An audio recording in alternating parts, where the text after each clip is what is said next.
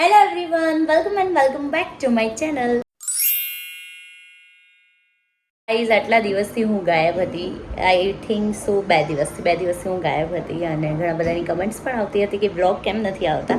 તો એકચ્યુઅલી હું સાસરે આવીને અને તમને બધાને મેં અપડેટ આપી હતી કે બમ્પુને શરદીને એવું થયું હતું.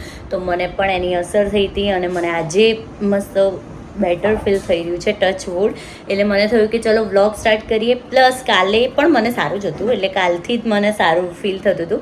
પણ કાલથી અમે સફાઈ અભિયાન જે છે શરૂ કરી દીધું છે, કેમ કે તહેવારો આવી ગયા છે. નવરાત્રિ છે, શ્રાવણ મહિનો છે, પ્લસ ઘણા બધા દિવાળીને બધું આવવાનું છે, બેક ટુ બેક. એટલે મને છે ને ઘણું બીજું બધું બી કામ હોય છે. એટલે અત્યારના ટાઈમમાં હું ફ્રી હોઉં એટલે મેં મમ્મીને કીધું, દિવાળી કામ આપણે સ્ટાર્ટ કરી દઈએ.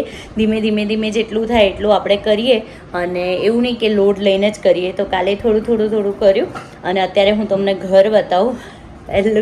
શરૂઆત જ કિચનથી કરી છે. સાફ કરીને આમ ના કહેવાય, એક થેરેપી મમ્મી બન્યા પછી, વાઈફ બન્યા પછી, હાઉસ મેકર બન્યા પછી આમે એક થેરેપી જેવું લાગે. આમ એકદમ મસ્ત નીટ એન્ડ ક્લીન બધું સરસ ગોઠવેલું જોઈને. એટલે જો હું તમને સિચ્યુએશન અત્યારે બતાવી દઉં. ગાઈઝ, આ છે રસોડાની અત્યારે હાલત. બટ છે ને કાલે છે ને મેં આટલા બધા જ ખાના સરસ રીતે નીટ એન્ડ ક્લીન કરી દીધા હતા. આ બંને ખાના અત્યારે કરી દીધા છે. આ પણ કરી દીધું છે. અહીંયા મોસ્ટલી બધું કરિયાણાનો સામાન અમારો હોય છે, એટલે છે ને બધું જ કાઢીને બહાર મૂક્યું છે. અને હજુ કાજલબેન હમણાં જ જસ્ટ ગયા છે અને બધા બહેણી ડબ્બા બધું ખાલી કર્યું છે.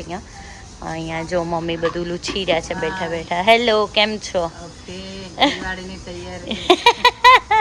અત્યારથી નહીં મમ્મી, વહેલા સજી ગયા આપણે.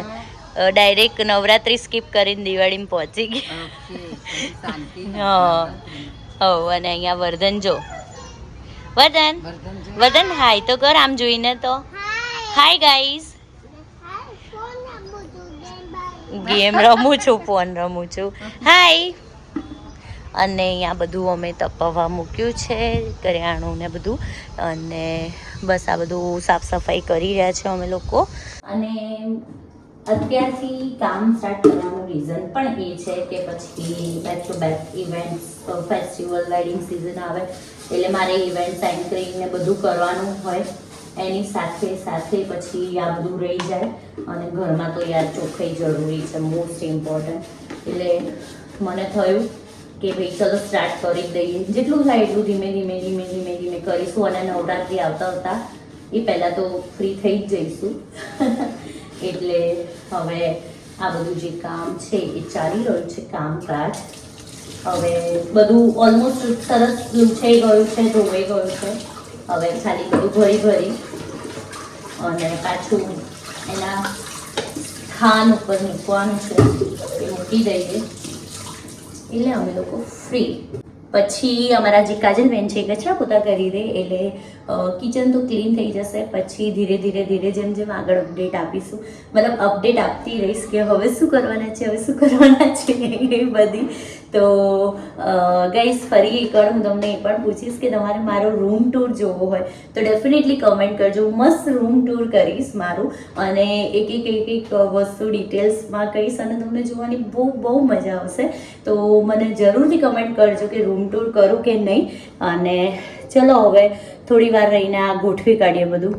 Kitchen is clear. અને કાજલબેનનો બહુ મોટો હાથ હતો આમાં, ને કાજલબેન બહુ મોટો ફાળો ભજવ્યો.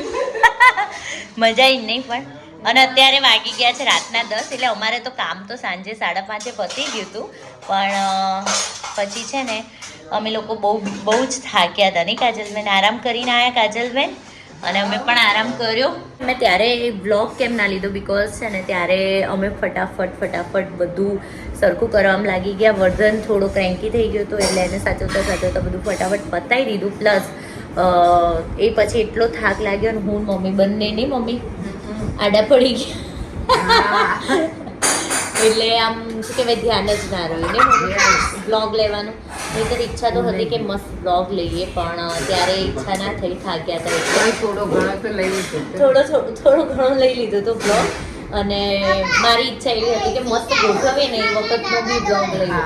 પણ આમ એવું થયું હતું ને ગરમીનું કે ફટાફટ પતાવી અને ફ્રી થઈ જઈએ. તો અમારું જે કિચન છે એ ક્લિયર થઈ ગયું છે હવે. એટલે હવે આમ થોડું સારું લાગી રહ્યું છે.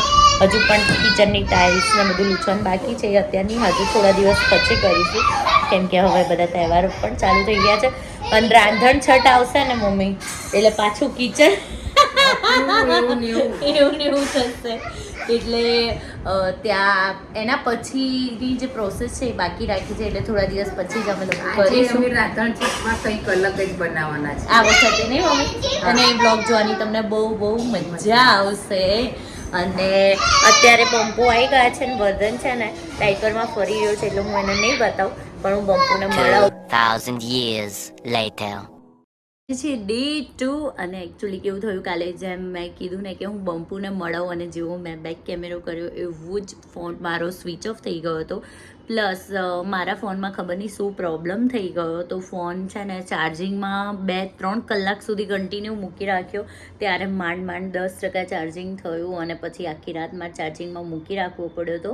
ત્યારે થઈને મતલબ ચાર્જિંગ થયું હતું નહીં વર્ધન. હા વર્ધન ઊંઘ્યો હસે છે.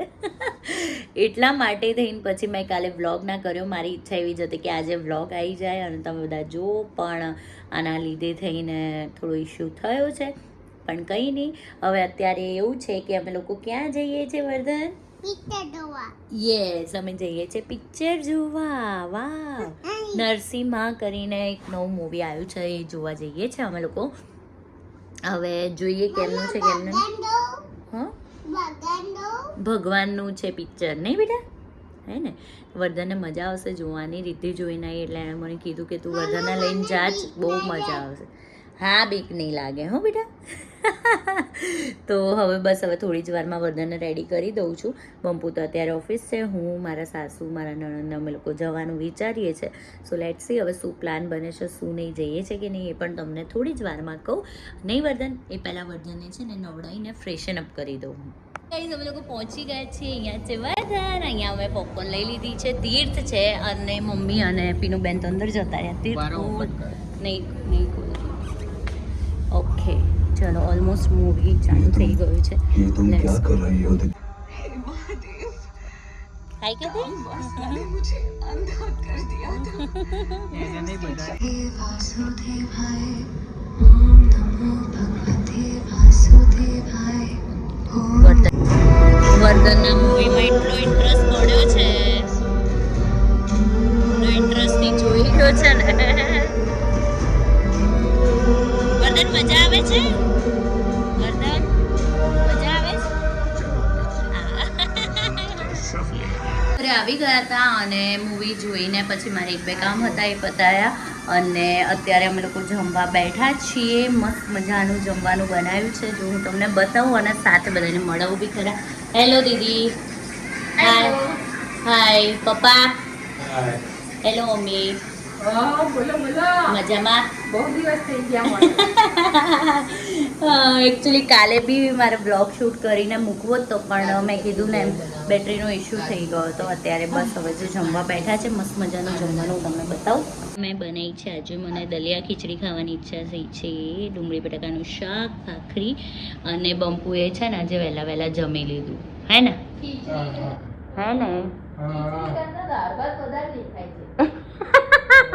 અરે યાર ઢીલી થઈ ગઈ છે ખીચડી થોડી પણ આવી જ મને ગમે છે. અને અત્યારે એમને બહુ જ હેડેક થઈ રહ્યું છે અને તીર્થ મસ્ત તેલ નાખી આપે છે અને વર્ધન આજે 9:30 સૂઈ ગયો છે નહીં. આ તો બંપુ જોડે બહુ રમ્યો બી નહીં. એ હવે હેરકટ બધું કરાવી દેશે રક્ષાબંધન પહેલા. ઓકે સેટરડે રક્ષાબંધન છે બેટા. બોલો બંપવાને ખબર નથી. સેટરડે છે એટલે કાલે બકા. એમ બી એવું ભારતમાં માનવાનું છે સેટરડે હેરકટ ના કરાવે. હા ફ્રાઈડે. શું કેવું પપ્પા? ફ્રાઈડે આપણો લકી ડે છે. ઓહો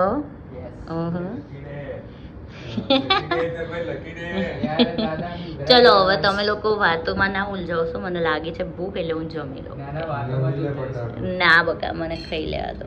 દાદા વાતો આજનો દિવસ બહુ જ સરસ રહ્યો અને મૂવી જોવાની મારાથી વધારે વરદાનને મજા આવી અને બહુ જ એન્જોય કર્યું અને બંને દિવસના વ્લોગ ભેગા કરીને મેં આજે વ્લોગ અપલોડ કર્યો છે. હવેથી જે વ્લોગ આવશે રેગ્યુલર આવશે અને ડેઈલી વ્લોગ આવશે, આઈ પ્રોમિસ. અને હું મારો 100% ટ્રાય કરીશ અને બસ આજનો વ્લોગ જે છે હું અહીંયા જ એન્ડ કરું છું. તો મળીએ કાલે. હોપ સો આજનો વ્લોગ ગમે હોય તો લાઈક, શેર અને ચેનલને સબસ્ક્રાઈબ કરવાનું ના ભૂલતા. Thank you so much. Bye bye.